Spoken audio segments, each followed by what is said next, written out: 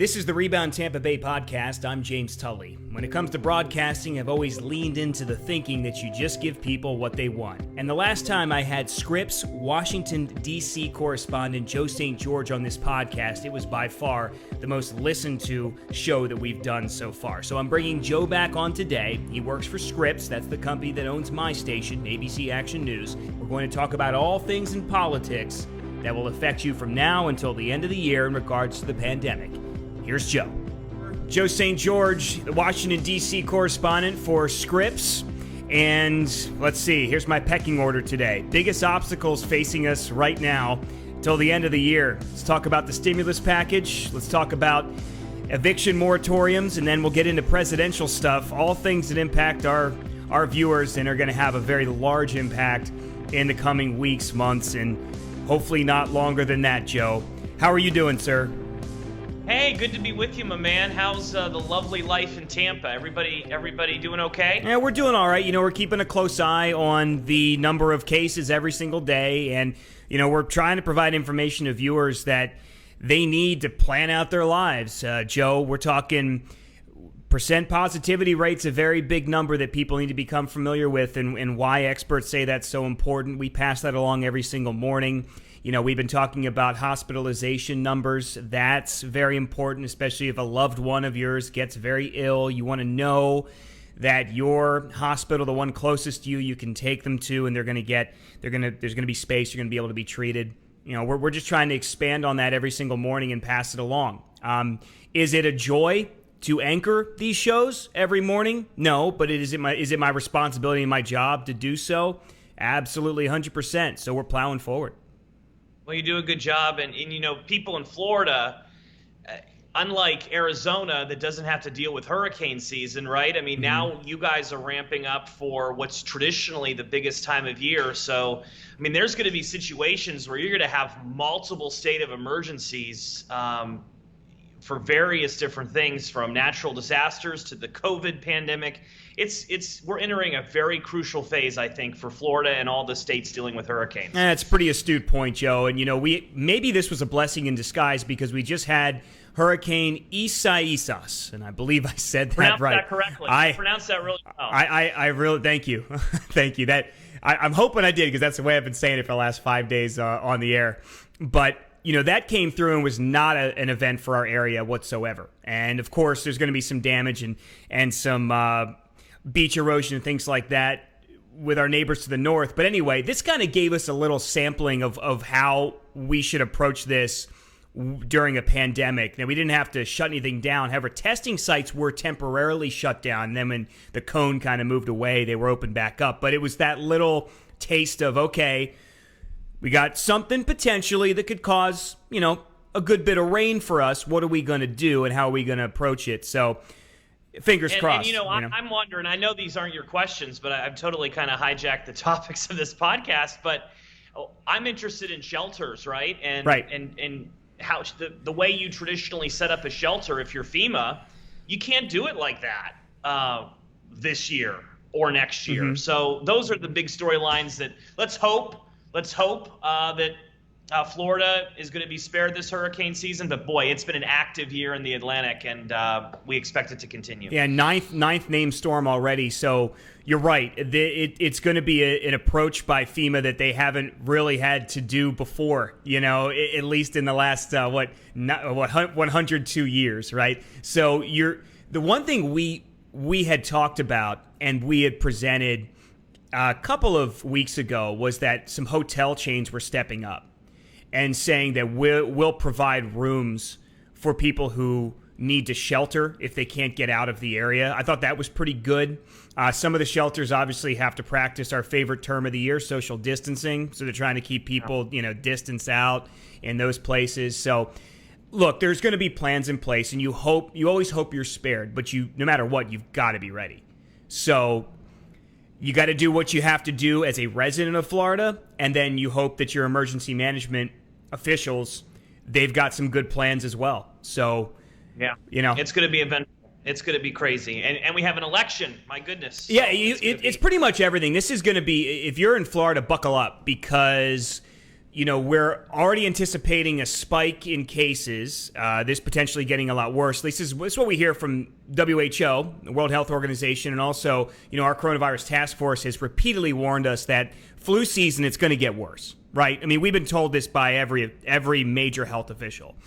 You've got that's going to coincide with hurricane season for us, and then also the election, which probably leads us into our first topic, although I do want to spend a good bit of time on stimulus package stuff. But so the election, the mail-in ballots, how are you going to vote? This is at the top of a lot of people's minds. The president putting out a tweet very recently talking about the possibility of delaying the election. Of course, we don't think he can do that, or he has the power to. He can't do that. Right. Can't do that. We don't think he can't. He cannot do that. We know that for sure. Okay. So, but mail-in ballots and the possibility of at least waiting, results being delayed. Let's just say that. Joe, it could be a mess. It could be a mess in November. I think that we should all be prepared as journalists and fans of politics, if you will, that we're not going to have an election night with results. I would be stunned if at 11 o'clock Eastern time on election night that the networks, AP, the organizations that call these races are able to make projections, because what you're going to have to deal with are states, swing states all over the country who have never conducted a mail-in ballot election like they're going to do this year. And every state's going to be a little different. You're likely going to have court challenges and legal challenges saying, well, what about the ballots that were turned in at 7:01 that were postmarked at 7:02? Oh, I didn't even think about that. You're going to have legal challenges, and as a result, it's going to be very difficult for us political folk to call this election. I think it'll be more like an election week of results as opposed to an election night. But we shall see. I just think we're heading in that direction. It seems like we're heading in that direction, but we can't rule out polling places still being packed. I mean, we can't rule out people being unwilling to gather in places to do something like this. No, I mean, I think the more conservative of a state you are, states with Republican governors like Governor DeSantis in Florida and others, they're going to attempt to conduct this election as normal as possible. But the pandemic, a hurricane, God forbid that happens the week of the election. I mean, There are so many unknowns that we just don't know what is going to happen. And polling places may not be able to close when they traditionally close, or open when they traditionally open. It's going to be case by case, state by state. And it's going to be, we're just going to have to buckle up, all of us, and go with the punches. The campaigns certainly are. They're prepping their legal teams. They know that legal challenges are coming in a lot of states regarding how this election is going to be carried out. I was going to say, you brought up legal challenges and what a mess that could be. You're around the White House. You're at the epicenter of this all the time. What are you hearing, and what does your gut tell you about how this could play out? Well, I think what's been very clear the last few weeks, even months, is the president hates mail-in ballots. Meanwhile, every week that has been made like abundantly clear. Yes. Yeah, abundantly clear. Meanwhile, every week it seems like another state is moving in that direction. This week it was the state of Nevada, which is a crucial state out west. It's pretty clear that the president is going to attempt to do whatever legal things he can do to prevent these mail-in ballots from happening. Whether he's successful with that, who knows? I mean, that might be a case that goes all the way to the U.S. Supreme Court. Those are the types of challenges that the teams of Team Trump, Team Biden are anticipating. There's also a lot of questions regarding the U.S. Postal Service, right? And their ability to carry out the election, deliver the ballots to states that are having ballots mailed to them. There's going to be questions about whether they can process the ballots in time, get them back to the Secretary of State's office. I covered politics in Colorado for 5 years. Colorado is a all mail-in ballot state. It's been that way for over 5 years.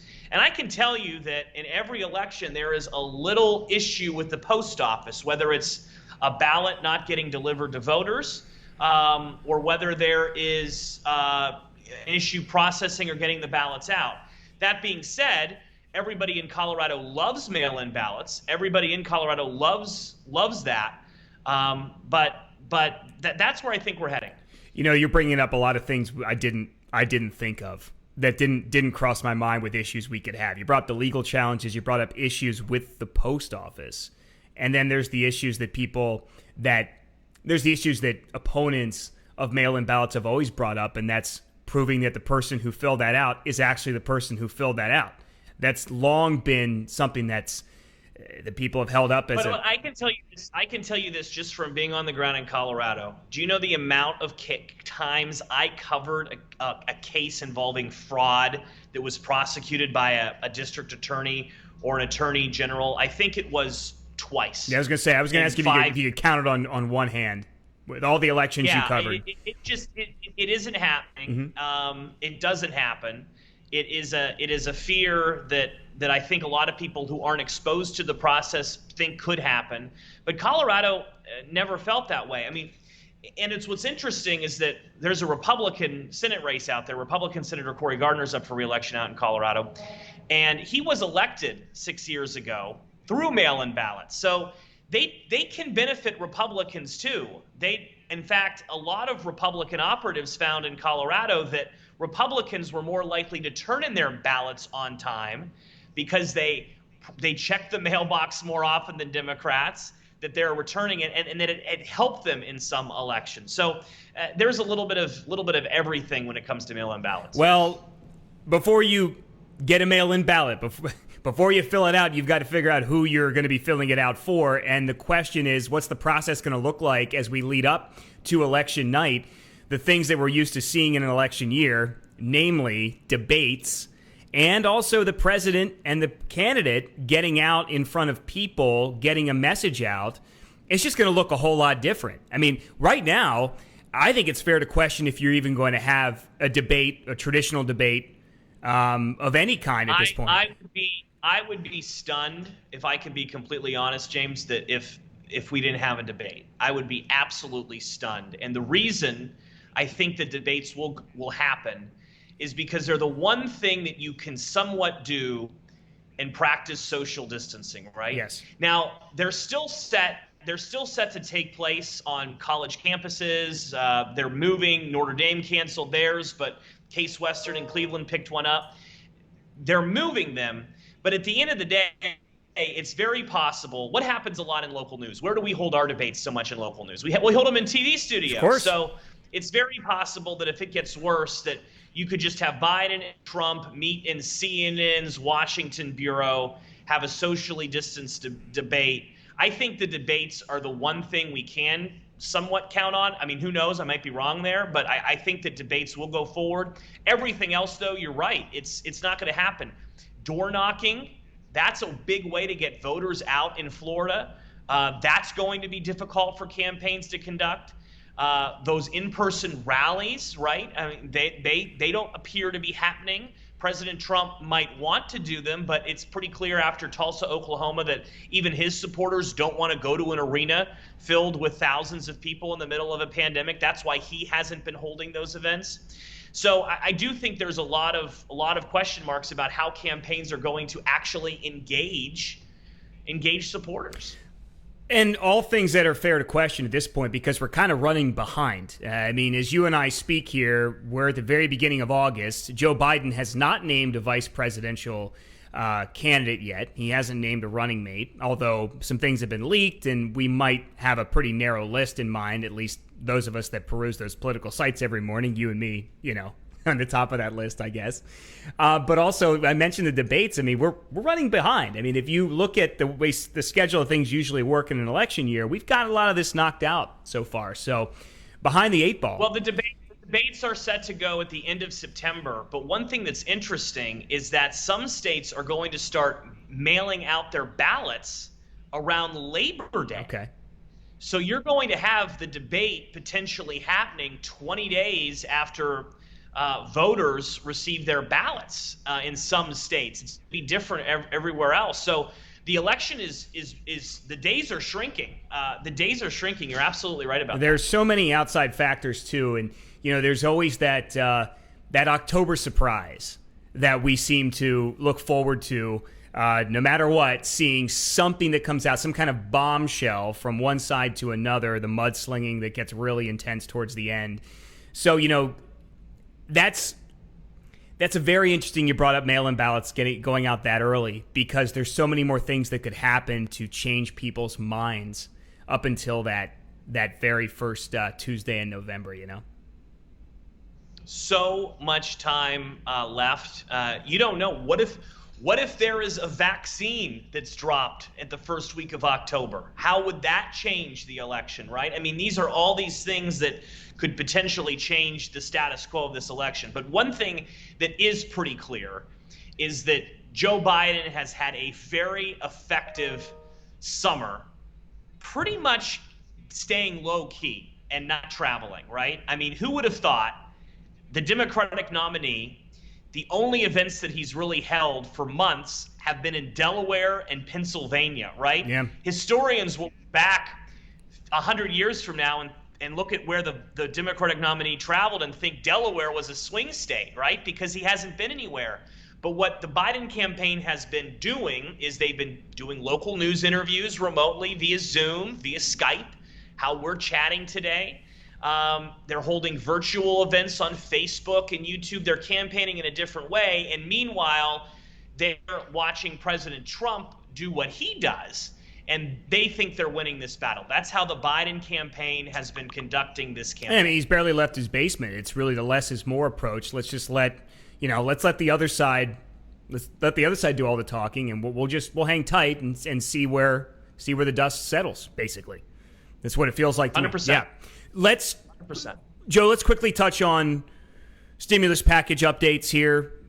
This is such a fluid situation. By the time I release this podcast, we may have something. But let's talk about what you're hearing about that. This would be stimulus package number 2. We're also looking at federal unemployment help because that's something that is coming to an end. And, of course, the states are throwing in their help as well. But let's go back to the stimulus package. It has there's some political tinkering going on with that right now, and we're trying to find common ground and get something out to people. Well, what's remarkable is that President Trump wants another stimulus package. Nancy Pelosi wants another stimulus package. Mitch McConnell wants another stimulus package. So the 3 leaders of the House, the Senate, and the White House all want a stimulus package, and yet as you and I sit here and talk, we don't have one. You don't have one. And on paper, the check should already be in people's accounts who need them. But the reason that this has been so difficult is because you have about 20 Senate Republicans, fiscally conservative Republicans, who don't want to spend another $1 trillion, money that they don't believe that the government has. And it's an economic principle as old as this country. Don't spend money you don't have. So with 20 Republican senators pretty much off the table, the only way to get something passed is to work with Democrats. Well, what do Democrats want? They want even more money, even more spending. Republicans in the Senate would like a bill around $1 trillion. That's probably what they could get passed through their caucus right now. Democrats in the House want something in the $2 to $4 trillion range. So that's the debate that's happening. And as a result, people who are out of work in Tampa, in Florida, people who won't be going back to work for several months, they're starting to wonder where they're going to pay their bills. They've been wondering that for a while, but they're wondering it even more now because that $600 unemployment bonus check is now gone. And that was really keeping a lot of people afloat with groceries and with mortgage needs these last several months. That's now gone, and there's no telling when it will return, if it will come back, or if it will come back with a lower amount. Let me try and put the disagreement between Republicans and Democrats in layman's terms, and then you can expound on it a little bit. The way I understand it is that, yes, while they both agree that more stimulus money has to go out, Republicans are concerned that if this is extended too long, or if the payments, especially the federal unemployment help, goes on too long, it may actually affect people's willingness to go back into the workforce when things continue to reopen. Democrats, they really feel like, no, people need to be supported at least through the end of the year. That's my understanding of that, very basically where 100% it is. Right about it. And both sides are to some degree correct. And a lot of times that's what makes politics so confusing and frustrating to people, is that both sides actually are a little bit of right. I was in an Uber driver on Capitol Hill. I was in an Uber yesterday on Capitol Hill, and I was speaking with the Uber driver, and the Uber drivers told me that a lot of Uber drivers haven't returned back to work because they've been collecting that $600 a week unemployment bonus. So that goes back to what Republicans believe, in that it's such a large amount that people aren't willing to return to work or aren't willing to go back because they're getting this check from the government. That's what Republicans fear. Democrats say, hold on a minute. That is not the big problem right now. People don't have jobs to return to, and we need to look out for those individuals as well. But you nailed that debate 100%, James. That's exactly what's going on in this city tonight. He's Joe St. George, our Washington, D.C. correspondent with Scripps. And Joe, please put out some information here where people can find you on all your social media pages with any updates that you might be passing along with what's going on. Well, Twitter, at Joe St. George. That's the best way to, I guess, get to know me. If you got a story idea up in Washington, we're always interested. And that includes you, James. You don't hesitate to message me if you got something cooking. I certainly won't. Thank you, as always, for listening to the Rebound Tampa Bay podcast. Please subscribe to us on Apple and Stitcher. And know that at ABC Action News, we are committed to continue helping you rebound here in the Bay Area. There are steps you can take to find help for you and your family. Go to abcactionnews.com/rebound. I'm James Tully. Thanks for listening.